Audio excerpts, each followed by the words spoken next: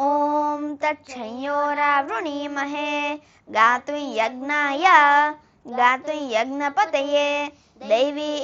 स्वस्तिरस्तु नः स्वस्तिर्मानुषेभ्यः ऊर्ध्वं जिगातु भेषजं शन्नो अस्तु द्विपदे शञ्चतुष्पदे ॐ शान्ति शान्ति शान्तिः सहस्रशीर्षा पुरुषः सहस्राक्षः सहस्रपात् स भूमिन् विश्वतो वृत्वा अत्यतिष्ठद्दशाङ्गुलं पुरुष एवेदगं सर्वं यद्भूतं यच्च भव्यं उतामृतत्वस्येषानः यदन्नेनातिरोहति एतावानस्य महिमा अतो जायागश्च पुरुषः पादोऽस्य विश्वा भूतानि त्रिपादस्यामृतं दिवि त्रिपादूर्ध्व उदैत् पुरुषः पादोऽस्येहा भवात् पुनः विश्वं व्यक्रामत शासनानशने अभि तस्माद् विराड जायत विराजो अधिपुरुषः स जातो अत्यरिच्यत पश्चात् भूमिमथो पुरः यत्पुरुषेण हविषा देवा यज्ञमतन्वत वसन्तो अस्यासीदाज्यं ग्रीष्म इदम शरद्दविः सप्तास्यासन् परिदयः त्रिसप्त समिदकृताः देवा यद्यज्ञन् तन्वानाः अबध्नन् पुरुषन् पशुन् ते यज्ञन् बर्हिषि प्रोक्षन् पुरुषं जातमग्रतः तेन देवा अयजन्त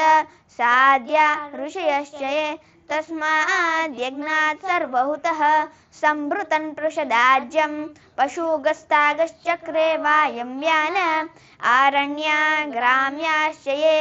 तस्माद् यज्ञात् सर्वहुतः रुचः सामानि जग्निरे छन्दांसि जग्निरे तस्मात् अजावयः यत्पुरुषं व्यददुः कतिधा व्यकल्पयन्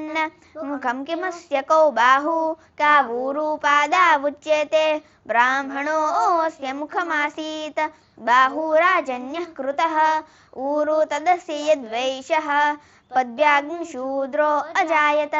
चन्द्रमा मनसो जातः चक्षो सूर्यो अजायत मुखादिन्द्रश्चाग्निश्च प्राणाद्वायुर्जायत नाभ्या आसीदन्तरिक्षं शीर्ष्णोद्यौ समवर्तत पद्भ्यां भूमिर्दिशश्रोत्रात् तथा लोकाग्न् अकल्पयन्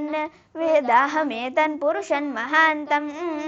आदित्यवर्णं तमसस्तु पारे सर्वाणि रूपाणि विचित्य धीरः अभिदनद्यदास्ते धाता पुरस्ताद्यमुदा जहार शक्रः प्रविद्वान् प्रदिशञ्च तस्रः तमेवं विद्वान् अमृत इह भवति नान्यः पन्था अयनाय विद्यते यज्ञेन यज्ञमयजन्त देवाः तानि धर्माणि प्रथमान्यासन् ते हनाकं महिमानः सजन्त यत्र पूर्वे साद्या सन्ति देवाः अद्य सम्भुत पृथिव्यै च विश्वकर्मणः समवर्ततादि तस्य त्वष्टा विदधद्रूपमेति तत्पुरुषस्य विश्वमान्यानमग्रे वेदाहमेतन् पुरुषन् महान्तम्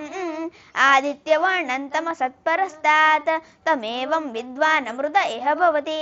नान्यः पन्था विद्यते यनाय प्रजापतिश्चरति गर्भे अन्तः अजायमानो बहुधा विजायत तस्य धीरा परिजायन्ति योनिं मरीचीनां पदमिच्छन्ति वेदसः यो देवेभ्य आतपति यो देवानां पुरोहितः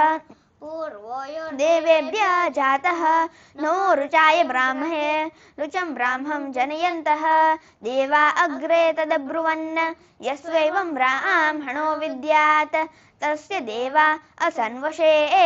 ह्रीश्चते लक्ष्मीश्च पत्न्यो अहोरात्रे पार्श्वे नक्षत्राणि रूपम् अश्विनो व्यात्तम् इष्टं मणिषाण अमुं मणिषाण सर्वं मणिषाण। ओम शांति शांति शांति।